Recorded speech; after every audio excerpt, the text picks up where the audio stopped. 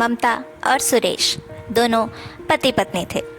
दोनों एक दूसरे से बहुत प्यार करते थे, लेकिन ममता गांव में अपने ससुराल में रहती थी और सुरेश शहर में काम करता था। ममता पूरा घर बहुत ही अच्छे से संभालती थी, लेकिन उसकी सास को इस बात से दुख होता था कि शादी के 3 साल तक दोनों अलग रहे। हालांकि उनकी एक छोटी बेटी भी थी, लेकिन सुरेश शहर में ही रहता था। ममता की सास ने ये उपाय निकाला कि वो ममता को भी सुरेश के साथ शहर में रहने के लिए भेज देगी। आखिर कब तक दोनों यूं अलग अलग रहेंगे? ऐसा ही होता है। सुरेश गांव आकर ममता और अपनी बेटी को लेकर शहर चला जाता है। ममता का वहाँ शुरू में मन नहीं लगता, क्योंकि उसे जॉइंट फैमिली में रहने की आदत थी। पर धीरे धीरे ममता ने खुद को वहाँ एडजस्ट किया। शहर में अकेले ही घर का काम और अपनी बेटी दोनों को संभालना ममता के लिए थोड़ा मुश्किल होता था। ऐसे में उसे सुरेश के साथ की ज़रूरत थी। सुरेश उसका साथ देता भी था और शहर की भागदौड़ में बाहर के काम से, अपने जॉब से बहुत चिंतित भी रहता था। ऐसे ही चलता रहा।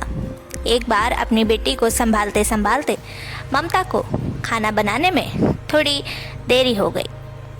सुरेश काम से थका हारा आया और उसने बिना कुछ सोचे ही ममता को डांट दिया। उसने ममता को ये तक कह दिया कि दिन भर तुम घर में आराम ही तो करती हो, आखिर तुम्हें काम ही क्या है, फिर भी खाना बनाने में देरी हो गई। ममता ने उसे बहुत समझाया, पर वो नहीं माना। तभी ममता को भी गुस्सा आ गया।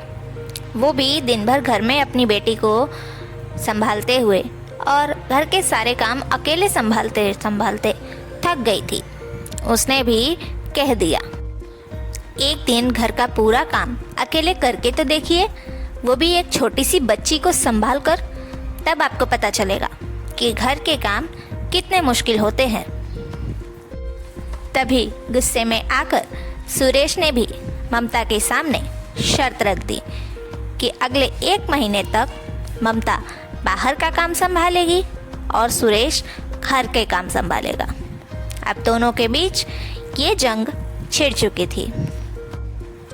बस फिर क्या था, अगले दिन से दोनों ही एक दूसरे का काम संभालने लगे। ममता बाहर जाकर जॉब ढूंढने लगी, पर उसे कोई जॉब नहीं मिल रही थी।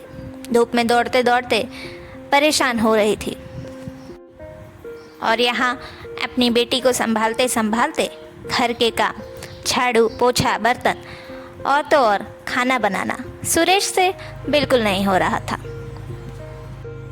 दोनों ही चाहते थे कि ये शर्त यहीं की यहीं ख़त्म कर दी जाए, लेकिन दोनों के मन में जो एक दूसरे के लिए गुस्सा भरा था, उस गुस्से ने ऐसा नहीं होने दिया। जैसे तैसे करके दोनों बस एक एक दिन ज़बरदस्ती बिता रहे थे। यहाँ सुरेश भी घर के कामों को अपनाने की कोशिश कर रहा था और ममता को भी जॉब मिल गई थी। दोनों अपने अपने कामों में इतना व्यस्त हो गए कि एक दूसरे को समय ही नहीं दे पाते थे। ना सुरेश घर के कामों के बाद इतना सक्षम था कि वो रात को थोड़ी देर जागकर ममता से बात कर सके, और ना ही ममता के पास समय था, क्योंकि ममता भी रात रात भर जागकर अपना काम करती थी। देखते ही देखते दोनों एक दूसरे से काफ़ी दूर होते चले गए। 1 महीना पूरा हो गया और ममता सैलरी लाकर सुरेश के हाथों में दे देती है और उसे समझाती है कि कोई भी औरत मर्द से कम नहीं होती। तभी सुरेश भी कहता है, सही कहा तुमने, तुम भी देख लो, घर का एक भी सामान इधर उधर हुआ हो तो मर्द भी घर संभाल सकता है। ऐसा नहीं कि सिर्फ तुम औरत ही घर संभाल सकती हो। इतना कहने के बाद सुरेश की आंखों में आंसू आ गए। ममता भी भावुक हो गई। दोनों ही एक दूसरे के काम के बारे में बताने लगे कि कैसे सुरेश का रोटी बनाते वक्त हाथ जल जाता था। और कैसे सुबह सुबह बिना नाश्ता किए ममता को जॉब के लिए निकलना पड़ता था। तब दोनों को एहसास हुआ कि ये दोनों ही एक दूसरे के लिए ज़रूरी है, ना कोई कम ना कोई ज़्यादा है। दोनों ने एक दूसरे को गले लगाया और ये तय किया कि आज के बाद जिसका जो काम है वो वही करेगा और कभी एक दूसरे से लड़ाई नहीं करेंगे। फिर ममता घर और सुरेश बाहर का काम संभालने लगे और खुशी खुशी अपना जीवन बिताने लगे। तो ये थी एक पति पत्नी के बीच की कहानी। ऐसी कहानी जो हमें सिखाती है कि पति पत्नी एक दूसरे के बिना अधूरे हैं। एक दूसरे का साथ देने से ही उनके जीवन में खुशियाँ आएंगी।